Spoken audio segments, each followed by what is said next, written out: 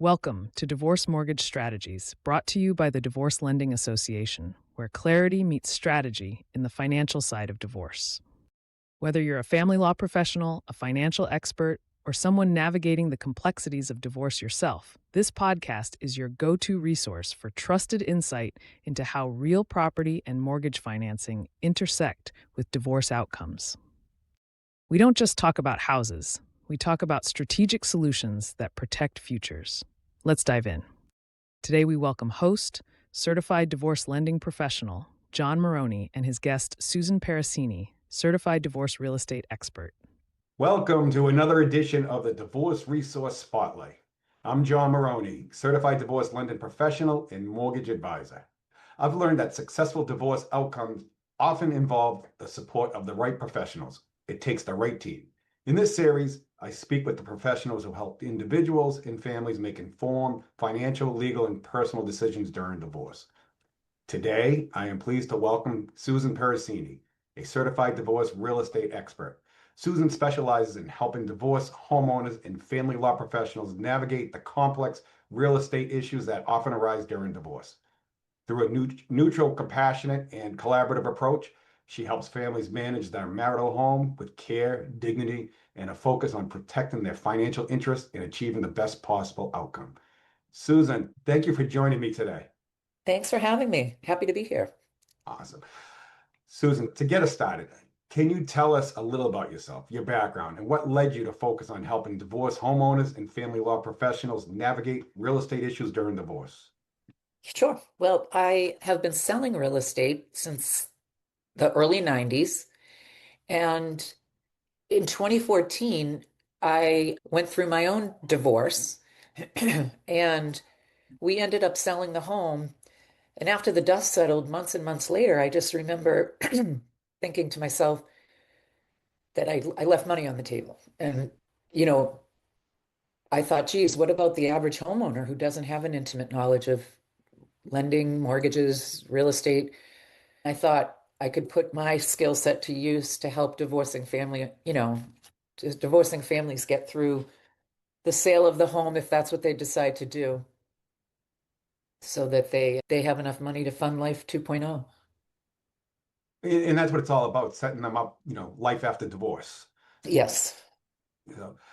So let me ask you, for those who may not be familiar with the Certified Divorce Real Estate Expert certification, and how does this specialized training differ from what a traditional real estate agent brings to a divorce situation? Aren't like all real estate agents trained the same?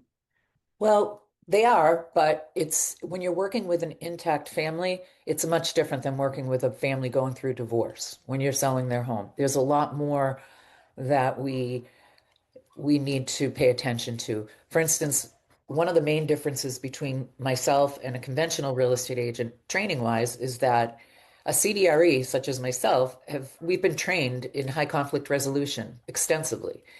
And that's one thing that's very important when working with divorcing homeowners, because they're getting divorced obviously for a reason. And a lot of times there's tension, there's stress, and there's frustration.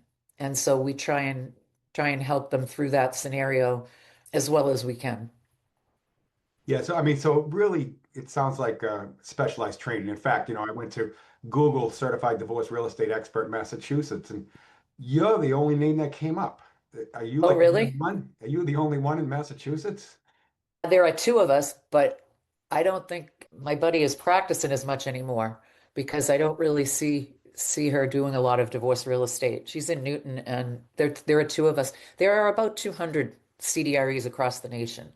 Oh, wow. It's a relatively new emerging field for experts to help with family law professionals with their cases, as far as the real estate component is there. Yeah, the marital home, is often the largest asset in divorce. So my question to you is, like, in your standpoint, what are some of the biggest real estate mistakes you see people make during the divorce process? I would say the biggest real estate mistake is sabotaging the sale.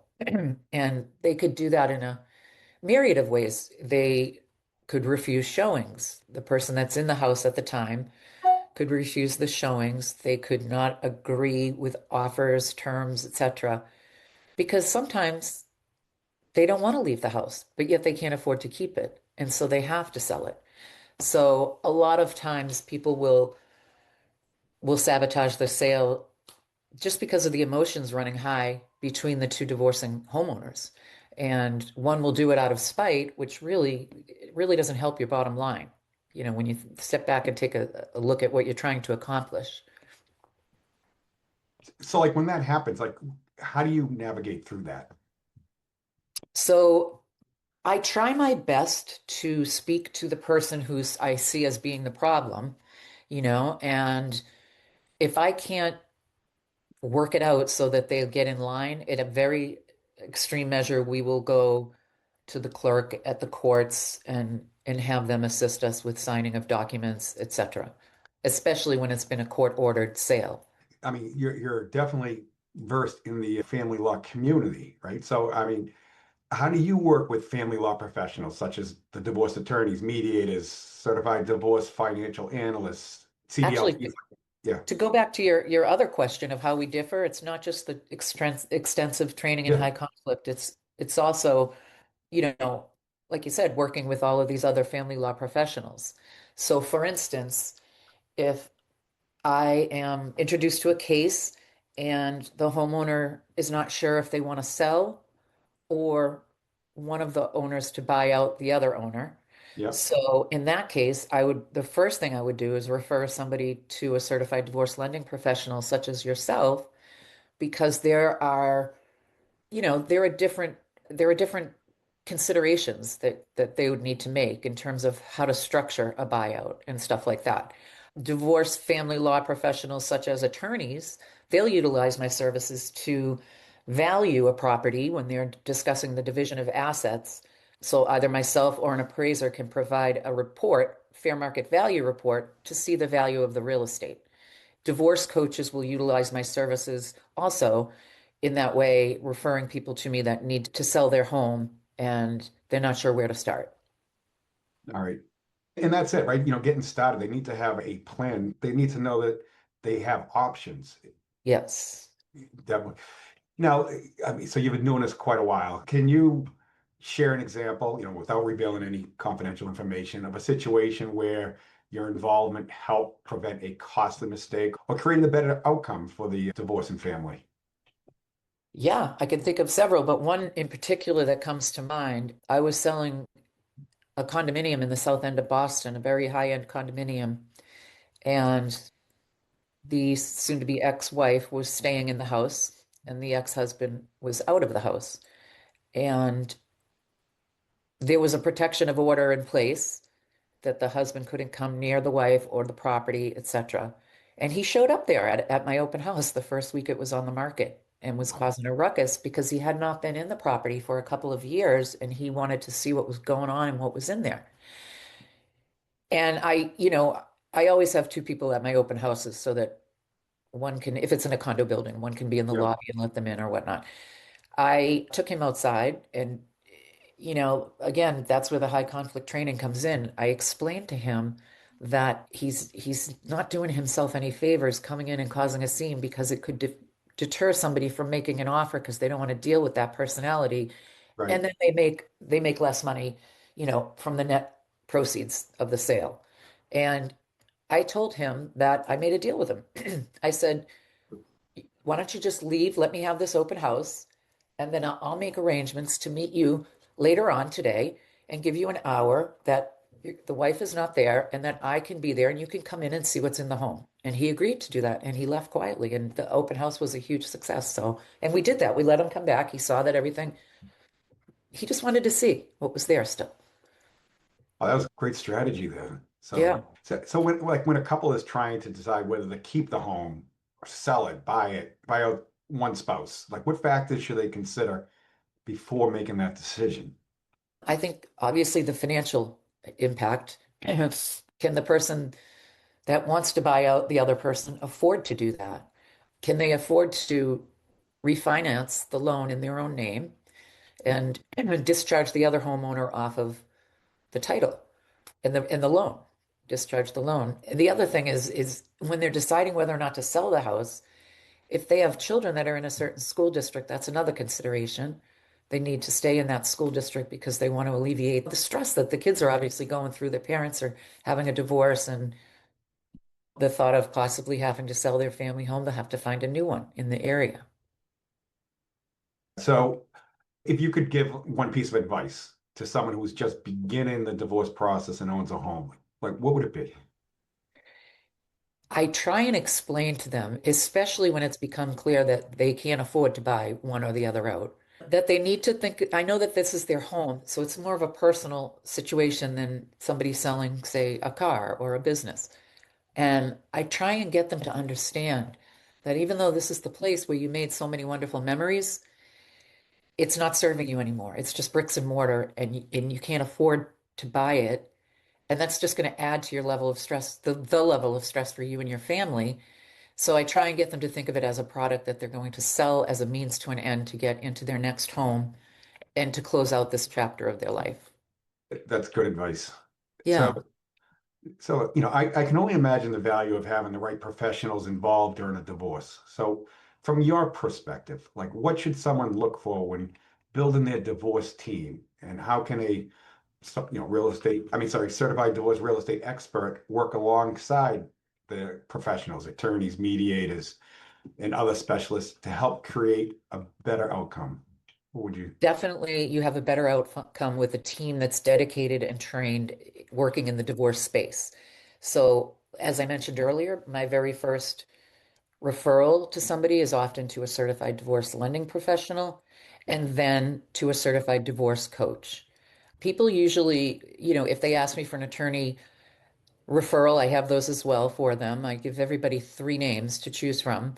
I always, when I refer a specialized individual, give three names. But having the right team is crucial. And that saves money for the homeowner as well, because if I'm on the case, my goal is to take all of the real estate related questions, headaches, etc., off of the attorney's plate. So number one, the client isn't calling the attorney every 10 minutes with a real estate question, which in turn keeps the billable hours down, saving them money. But it also frees up the family law attorney to deal with the part of the case that's important, making the best outcome for their client and let me maximize the equity in this property you know, and that kind of thing. So it definitely helps to have the right team in place. Yeah, no, definitely. Susan, thank you for sharing these great insights today. You're welcome. Thanks for Yeah, having me. of course. And one thing I hope listeners take away from these conversations is that divorce is really a process anyone should navigate alone. As Susan was saying, having the right team can make a tremendous difference. So, Susan, if someone would like to learn more about your practice or connect with you, what is the best way to reach you? So people can either email me at my email address, spiracini, Piracini, @gmail.com, or they can go to my website, divorcerealtorinmass.com, in MA.com, or the paracinigroup.com. That's my website as well. A lot Oh, of ways that people can utilize my services, not only to create fair market values when discussing the division, but I'm also certified to testify in court, and I have testified in court to the value of the real estate component, or if somebody takes objection with a certain appraisal value that came in either suspiciously higher or lower than mhm. it should be, they'll have me in to speak to the comps and the real estate and that kind of thing. So yeah, there's a lot of different ways a CDRE can help in a case. Now that's great to know. And again, thank you again for joining me, and thank you to everyone watching and listening. If you found this conversation helpful, please follow for future Divorce Resource Spotlight episodes, where we'll continue introducing professionals who help individuals and families make informed decisions during and after divorce. I'm John Marroni. Thanks for watching. Thanks for joining us on Divorce Mortgage Strategies, powered by the Divorce Lending Association. If today's conversation brought you clarity, insight, or inspiration, we encourage you to subscribe and share this episode with others in your circle. For more resources, or to connect with a certified divorce lending professional in your area, visit divorcelendingassociation.com. And be sure to download the free Divorce Strategy Hub mobile app for tools, education, and support designed to guide you through the financial side of divorce. Until next time, remember, in divorce, the mortgage isn't the problem, it's the plan.